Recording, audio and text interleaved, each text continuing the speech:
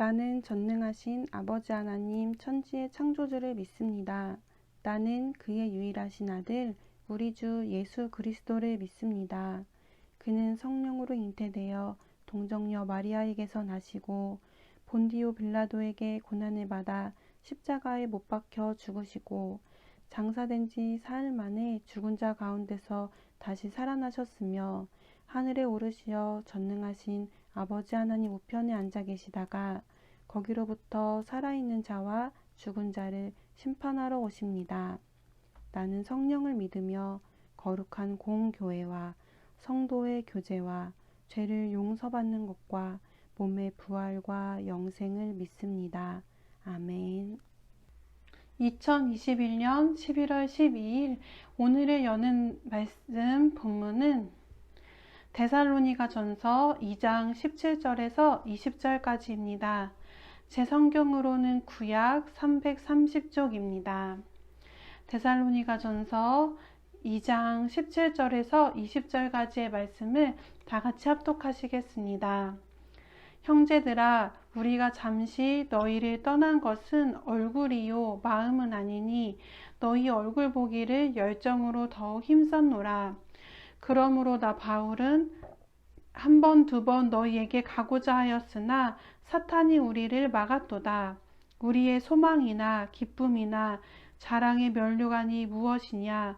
그가 강림하실 때 우리 주 예수 앞에 너희가 아니냐? 너희는 우리의 영광이요 기쁨이니라. 아멘. 오늘의 여는 말씀으로 함께하는 에바다 성도님들을 환영하고 축복합니다. 눈에서 멀어지면 마음에서도 멀어진다라는 말이 있습니다. 함께 얼굴을 맞대고 살던 친구나 이웃이 떠나가면 자연히 그들에 대한 애정은 마음 한켠에 밀어둔다는 의미로 우리는 이 말을 당연한 것으로 받아들입니다. 연인 사이에서도 한쪽이 멀리 떠나면 그 사랑은 흔들리고 깨지기 쉽고 어쩌면 그런 것들이 자연스러운 일이라 생각합니다. 하지만 사도 바울의 데살로니가 성도들을 향한 사랑은 이런 사랑과는 달랐습니다. 눈에서 멀어졌지만 결코 마음만은 멀어지지 않았습니다. 시간과 장소에 매이지 않는 사랑이었습니다. 왜냐하면 사도 바울의 사랑은 성령의 감동에 의한 사랑으로 예수 그리스도를 통해 갖게 된 사랑이었기 때문입니다. 이제 막 데살로니가 교회를 개척한 사도 바울은 유대인들의 극심한 박해를 받아 그곳을 떠나야만 했습니다. 얼마 전 세워진 데살로니가 교회와 어린 성도들을 두고 떠나는 사도 바울의 심정은 어떠했을까요? 한참 그들과 시간을 보내며 얼굴을 맞대고 복음을 가르치고 함께 하고 싶은 것들이 많았을 텐데 이 모든 것들을 접어둔 채 사도 바울은 떠나야 했습니다. 오늘 본문에서 그 안타까운 심정을 사도 바울은 이렇게 표현합니다. 17절입니다. 형제들아, 우리가 잠시 너희를 떠난 것은 얼굴이요 마음은 아니니 너희 얼굴 보기를 열정으로 더욱 힘썼노라. 김세윤 교수님이 쓰신 데살로니가 전서 강해라는 책에 보면 이 구절에 대해 이렇게 설명합니다. 우리가 잠시 너희를 떠난 것에서 떠난 것의 헬라어는 아포르파니스 덴테스라는 단어인데 이 말에서 영어에 올판, 고아가 기원했다라고 쓰여 있습니다. 즉 이 구절은 너희에게서 고아가 된 것이라는 말입니다. 사실 누가 고아와 같습니까? 아버지와 같은 바울이 떠나가고 남겨진 데살로니가 성도들이 고아와 같은 심정을 느꼈을 텐데 바울은 내가 너희를 떠남으로 인해 자신이 고아가 되었다라고 말하는 것입니다. 내가 떠남으로 인해 데살로니가 성도들, 여러분들은 자신이 고아 신세라고 느끼는데 사실은 여러분들로부터 떠남으로 인해 나도 고아가 되었다라고 사도 바울은 이야기하는 것입니다. 여러분들의 고아와 같은 마음을 내가 같이 느끼고 있다, 이해한다 라는 뜻으로 썼습니다. 사도 바울은 이제 막 그리스도를 믿고 열심히 내려는 성도들과 떨어진 자신의 마음이 마치 고아의 심정과 같으며 얼굴은 멀어져 있지만 결코 마음이 멀어진 것은 아니다라고 말하며 그들을 위로하고 있습니다. 사도 바울은 유대인들의 소란과 핍박으로 인해 데살로니가에서 베레아까지 자신을 쫓아온 대적자들을 피해 아덴과 고린도로 떠나야 했습니다. 그는 분기점마다 다시 한번 데살로니가로 갈 수 있는 길을 찾으려고 애썼던 것 같습니다. 18절입니다. 그러므로 나 바울은 한 번, 두 번 너희에게 가고자 하였으나 사탄이 우리를 막았도다. 사탄이 어떻게 바울을 막았는지는 자세히 알 수 없지만 어떤 이들은 사도 바울이 야손의 집에서 복음을 전했고 데살로니가 읍장들이 사도 바울을 잡기 위해 야손의 집에 갔을 때 사도 바울은 이미 떠나간 뒤여서 야손 및 다른 사람들을 잡았다가 보석을 받고 놓아준 일을 두고 사도 바울이 다시 돌아오지 않는 대가로 그들을 놓아주었다라고 주장하며 이 때문에 사도 바울이 오지 못하는 것이라고 말하기도 합니다. 혹은 사도 바울의 육체의 가시 때문에 데살로니가로 돌아오지 못했다는 추측과 유대인들의 음모로 가지 못했다는 추측도 있습니다. 어쨌든 이 구절에서 사도 바울은 데살로니가 성도들을 다시 만나기 위해 좋지 않은 여러 상황 속에서도 열의를 갖고 노력했다는 것을 말하고 있으며 그 사실을 성도들이 알아주기를 바라고 있습니다. 19절, 20절 말씀입니다. 우리의 소망이나 기쁨이나 자랑의 면류관이 무엇이냐? 그가 강림하실 때 우리 주 예수 앞에 너희가 아니냐? 너희는 우리의 영광이요 기쁨이니라. 19절, 20절에서 사도 바울은 데살로니가 교인들이 하나님 앞에서 크나큰 자랑거리임을 말하고 있습니다.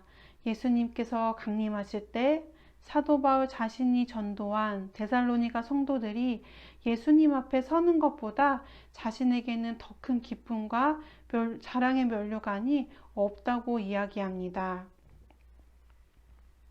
사도 바울의 대적자들은 그가 떠난 후 데살로니가 교회 성도들에게 사도 바울이 떠난 이유에 대해 그가 자기 안전을 위해 떠났다고 말하거나 데살로니가 교회 성도들을 버린 것이라고 말하며 비방했습니다.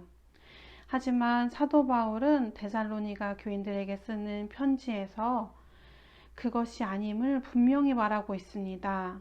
왜냐하면 그 사도 바울에게 데살로니가 성도들은 소망이고 기쁨이며 자랑거리이기 때문입니다. 그들을 결코 외면할 수 없음을 사도 바울은 이야기하고 있습니다. 이와 같이 사도 바울은 자신이 세운 데살로니가 교회를, 성도들을 진심으로 사랑하고 아꼈습니다. 핍박 때문에 그곳을 떠나야 했지만 언제나 다시 돌아가기를 원했고 이 마음을 사랑하는 데살로니가 성도들이 알아주기를 바라는 간절한 마음이 있었습니다. 지난 10월까지 3개월 동안 온라인 예배를 드리며 사람들과 자유롭게 만나지 못하고 특히 주일날 1시간씩 만났던 아이들을 만나지 못했을 때 비록 얼굴은 멀어졌지만 마음만은 그렇지 않는다는 것을 아이들이 알아주기를 얼마나 간절히 바랬는지 모르겠습니다. 떨어져 있는 긴 시간 동안 하나님께서 아이들과 아이들, 그리고 선생님과 아이들, 성도님들과 성도님들 사이에 간섭해 주시고 하나님의 사랑이 흐르게 하시기를 간절히 바라는 마음이 있었습니다. 떨어져 있음에도 불구하고 늘 서로를 생각하며 서로를 위해 기도해 줄 수 있기에 성도 간의 사랑은 장소나 시간에 묶이지 않는 특별한 사랑입니다. 하지만 만나지 못했을 때도 이렇게 우리는 연결되어 있지만 직접 대면하여 만났을 때 우리의 교제가 더욱 깊어지고 사귐이 더 깊어지는 것을 보게 될 때 우리에게 만날 기회가 있는 그때에 사랑을 표현하고 자주 왕래하며 서로의 마음을 나누어야겠다는 생각이 강하게 드는 것 같습니다. 마치 사도 바울이 자신이 데살로니가 교회에 갈 수 없게 되자 편지를 써서 보내고 디모데를 대신하여 보냈던 것처럼, 그런 노력을 들인 것처럼 마음을 표현하고 전하는 것 역시 중요하고 필요한 것임을 깨닫게 됩니다.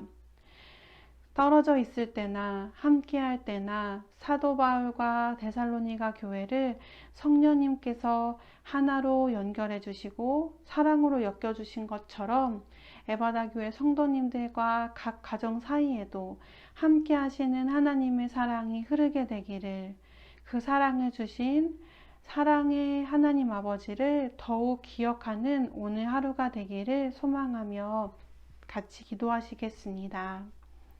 사랑의 주님, 서로 얼굴을 맞대지 못한 채 멀리 떨어져 있는 우리 가족과 친구들, 친척들, 교회 지체들 모두에게, 모두와 우리 사이에 주님의 사랑이 흐르게 되기를 원합니다. 서로를 생각하며 위에 기도해 줄 수 있는 시간을 따로 떼어 날마다 갖게 하시고 떨어져 있는 아픔을 마치 고아와 같은 심정으로 느꼈던 사도 바울처럼 다른 성도들의 마음을 함께 공감하며 느낄 수 있도록 함께 해달라고 기도하신 후 각 가정과 교회와 나라와 세계를 위해서 기도하시고 주기도문으로 모든 순서를 마치겠습니다.